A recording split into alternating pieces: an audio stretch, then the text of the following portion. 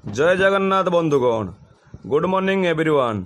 आज ହେଉଛି जुलाई मास 23 तारिख मंगलवार। आसंतु नजर पकाइनेबा आज दिनर कौन रोचे टॉप न्यूज गुड़िक। ता पूर्व समस्ते चैनल टी को सब्सक्राइब करने जहाँफल गोटे वीडियो माध्यम आपण समस्ते इनफॉरमेशन पाई परिबे।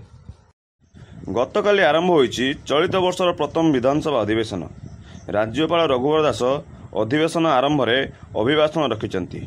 ओडिशा को पूर्व भारत एक शक्तिशाली राज्य करा बोली कहिसंती राज्यपाल रघुवर दास। यही अवसर राज्यपाल राज्यर आदिवासी भाषार संरक्षण नहीं कार्य करा बोली कहिसंती। यह सहित आदिवासी छात्री अधिक उत्कृष्ट मानर शिक्षा जोगाई पाई लाइब्रेरियन व्हील्स आरंभ हेबो। एमिति कि वन्यजात द्रव्य बिक्री बटा आदिवासी पंचायत हाट को उन्नतीकरण करा जिवो। सेपरी राज्य में आदिवासी युवक मानक नियुक्ति सहित कृषि स्वास्थ्य प्रति ध्यान दिजाव बोली कहिसंती। यह सहित 2029 सुधा राज्य में 3,50,000 अधिक नियुक्ति सुजोग सृष्टि करा जिवो बोली कहिसंती राज्यपाल रघुवर दास। राज्य में शिक्षा को अत्याधुनिक करा जिवो। प्रति सरकारी स्कूल रे कंप्यूटर लैब हेबो। एनआईपी मुताबक षष्ठ श्रेणी रे कोचिंग क्लास हेबो। विद्यालय रे काउंसलिंग सेंटर प्रतिष्ठा करा जिवा सह नवम श्रेणी रु कैरियर काउंसलिंग सुविधा रहिबो। सेहीपरि अंगनवाड़ी केन्द्र गुड़िक विकास करा जिवो। सरकारी विद्यालय रे शैक्षिक विप्लव अणाजिवो। एआई प्लाटफॉर्म आरंभ हेबो। 800 सरकारी विद्यालय को पीएमसी स्कूल रे परिणत करा जिवो। राज्यर समस्त सरकारी आईटीआई कॉलेज रे भित्तिभूमि और पाठ्यक्रम बुद्धि उपर गुरुत्व दिया जाओ बोली सूचना रहुछि। पुणी उपभोक्ता मानक चमकाइला बीएसएनएल। रिचार्ज प्लान 28 और 30 दिन वैलिडिटी सह सबु फ्री। बेसरकारी टेलीकॉम कंपनी गुड़िक रिचार्ज योजना वृद्धि पर वर्तमान जियो एयरटेल वीआई उपभोक्ता माने स्वल्प एवं सुलभ योजना खोजुछंती। यार भितर बीएसएनएल संजीवनी भली काम करिछि। या सहित बहु सस्ता जोगाई दे बोली सूचना रहुछि। केंद्र सरकार द्वारा अनेक योजना कार्यकारी हेउछि एवं समय समय रे यह संशोधित मध्य हेउछि। एई योजना से लाभदायक जो माने आर्थिक दृष्टिकोण दुर्बल एवं गरीब श्रेणी अटंती। केंद्र और राज्य सरकार द्वारा परिचालित ई श्रम योजना गुरुत्वपूर्ण एवं अन्यतम। यही योजना अधीन ई श्रम कार्ड रहिबा आवश्यक जहाद्वारा आर्थिक दृष्टिकोण दुर्बल लोक माने लाभवान हो पारिबे।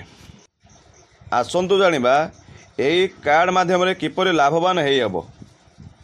यही कार्डधारी माने सरकार प्रति मास 500 ରୁ 1000 टंका बैंक अकाउंट पठाती।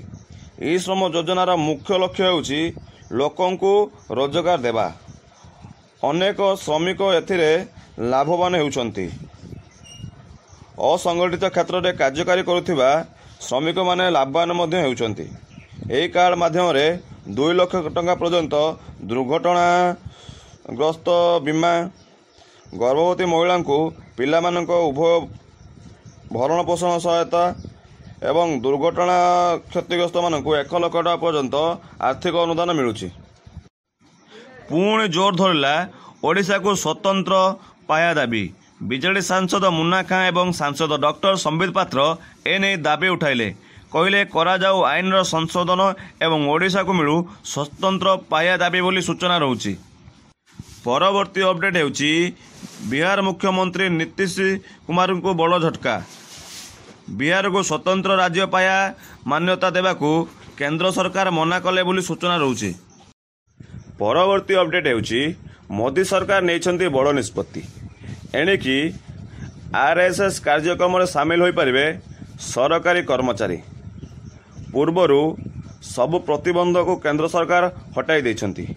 एने गृह मंत्रालय पक्षर निर्देशनामा जारी होइछि बोली सूचना रहुछि। जगतसिंहपुर जिला पारादीप आसुची बड़ दुखद घटना।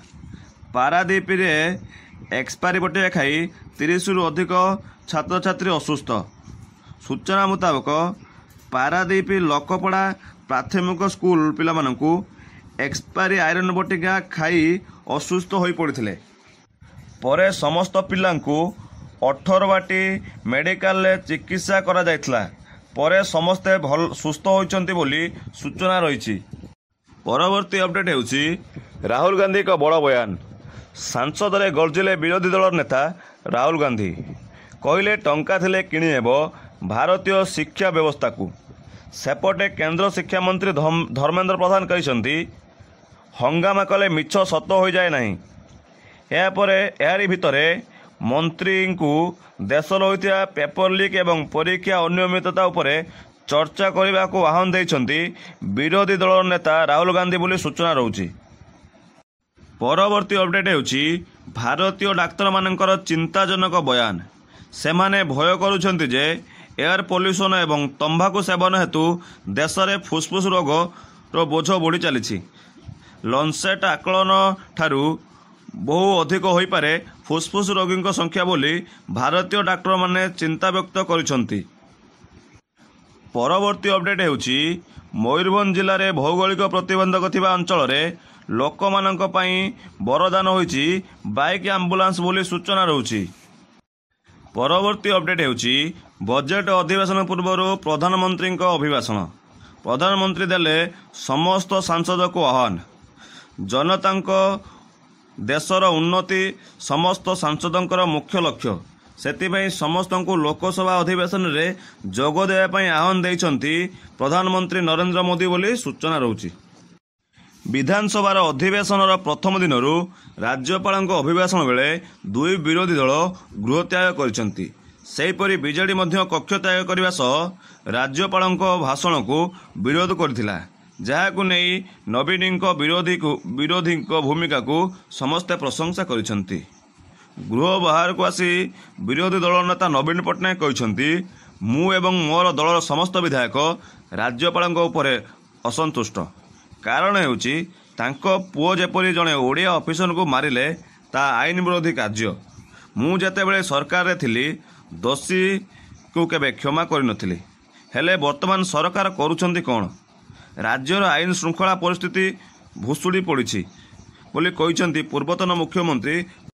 ଯଦି ଆପଣଙ୍କୁ ଭିଡ଼ିଓଟି ଭଲ ଲାଗିଥାଏ ତେବେ ଭିଡ଼ିଓଟି ଲାଇକ୍ କରନ୍ତୁ, ସେୟାର କରନ୍ତୁ ଏବଂ ସବସ୍କ୍ରାଇବ୍ କରିନିଅନ୍ତୁ, ଯାହାଫଳରେ ଯାହା ବି ଲେଟେଷ୍ଟ ଅପଡେଟ୍ ଆସିବ ସର୍ବପ୍ରଥମେ ଆପଣ ହିଁ ଦେଖିପାରିବେ।